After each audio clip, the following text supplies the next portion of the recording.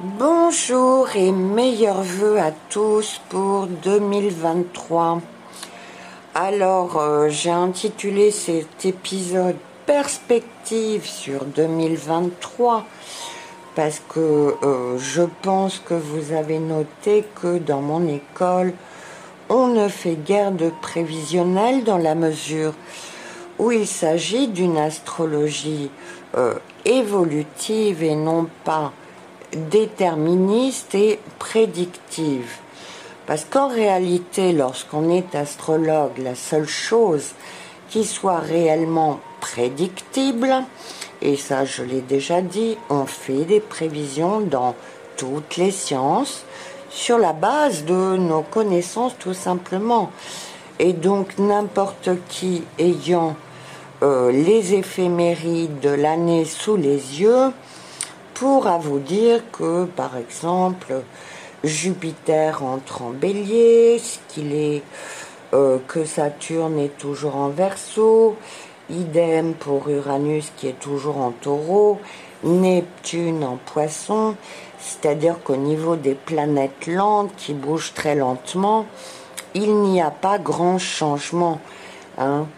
Et je n'ai de ce fait parlé, par exemple, que d'une configuration majeure qui a eu lieu en 2020, qui était la conjonction Saturne-Pluton, pour que tout le monde en saisisse bien les enjeux.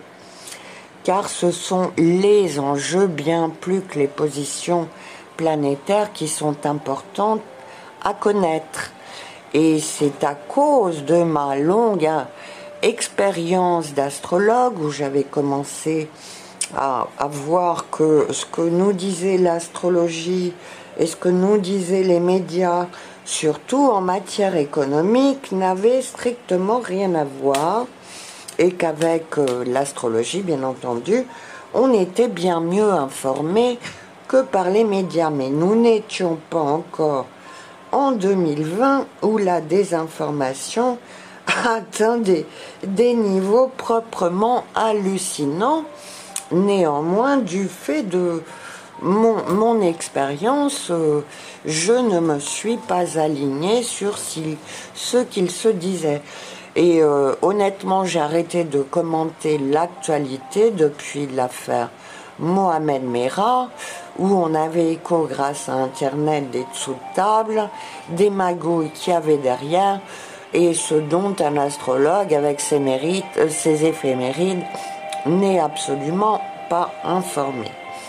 Il y a ça d'une part, mais aussi le fait que j'évolue sur Internet depuis 20 ans et qu'on glane de nouvelles informations sur Internet concernant des choses qui nous sont cachées. Ce qui change bien entendu notre perspective et notre regard sur les événements. Et voilà pourquoi, d'une part, j'ai fait part à mes confrères astrologues qu'eux-mêmes devaient faire comme moi et s'informer sur Internet, parce que bien entendu, on n'aura pas la même interprétation des positions planétaires selon qu'on a ces informations ou pas. Ça va donc complètement infléchir notre interprétation. Et j'étais très fâchée après les astrologues alignés sur la propagande, prétendant que tout irait mieux avec la vaccination, alors que lorsqu'on était bien informé, on devait absolument dissuader de se faire vacciner, car on connaissait le danger. Ce que j'ai fait dans mon PDF coronavirus chronique d'une crise annoncée, que j'ai voulu publier sur les Kindle d'Amazon et qui ont été censurés. Mais lorsqu'on sait la vérité, ça aurait été vraiment non-assistance à personne en danger que de ne pas la faire savoir autant que faire se peut, ce qui bien sûr me met en but à une censure, puisque tous les 10 heures de vérité du web ont affaire à cette censure malheureusement. Il faut donc que le public soit bien informé de ça, que s'il n'est pas sur le web et s'il n'a pas affaire à des gens comme moi, ben, il n'entendra que des mensonges et de la propagande. Donc je n'ai qu'une chose à dire en ce qui concerne l'année 2023, puisque nous sommes en réalité dans un combat spirituel. Eh bien, je vous souhaite à tous d'accéder à la lumière en vous informant, vous réinformant. Mon blog sert à ça notamment, et parce qu'il faut être guidé maintenant sur Internet, étant donné la censure, tout le monde ne sait pas où aller pêcher la bonne information.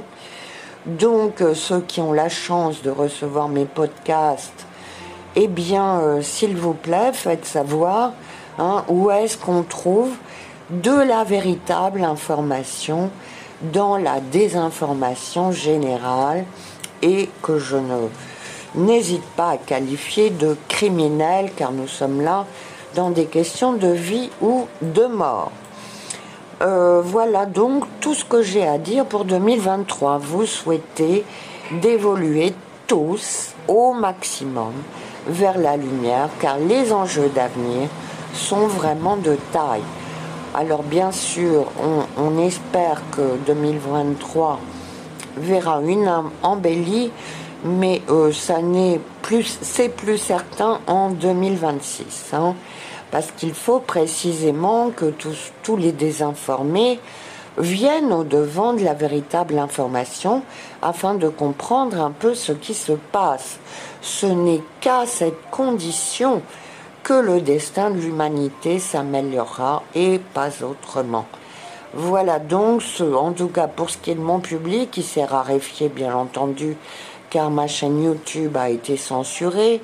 Encore n'y est pas pour grand-chose, mais il faut savoir cela, que les gens disant la vérité, leurs paroles portent beaucoup moins, ne serait-ce que par rapport au début 2020. Bon, moi, c'est depuis 2016 que j'ai un troll, parce que j'avertissais dès cette époque-là, mais là, c'est devenu vraiment une question de vie ou de mort. Je vous souhaite donc une année 2023 la plus lumineuse qui soit, mais vous recommande d'aller de vous-même vers la lumière plutôt que de vous laisser enténébrer par les médias et ceux qui sont payés pour vous mentir. Voilà. Je referai peut-être d'autres podcasts, mais ça, je tenais vraiment à le repréciser pour ce début 2023 où tous les astrologues sacrifient au rite du prévisionnel. Ce que je ne fais pas, j'ai cessé de le faire aussi pour les dernières élections, car étant bien informée, je trouvais ça parfaitement ridicule et puéril de se prêter à un jeu où au bout du compte on n'a qu'à déterminer entre deux candidats qui ont été bien préalablement choisis pour nous. Donc il faut quand même avoir compris que nous ne sommes plus en démocratie et que c'est donc au peuple de s'échapper d'une technodictature qui veut s'imposer à eux, et que ce n'est que par leur effort de réinformation qu'ils pourront s'en sortir. Voilà. À bientôt.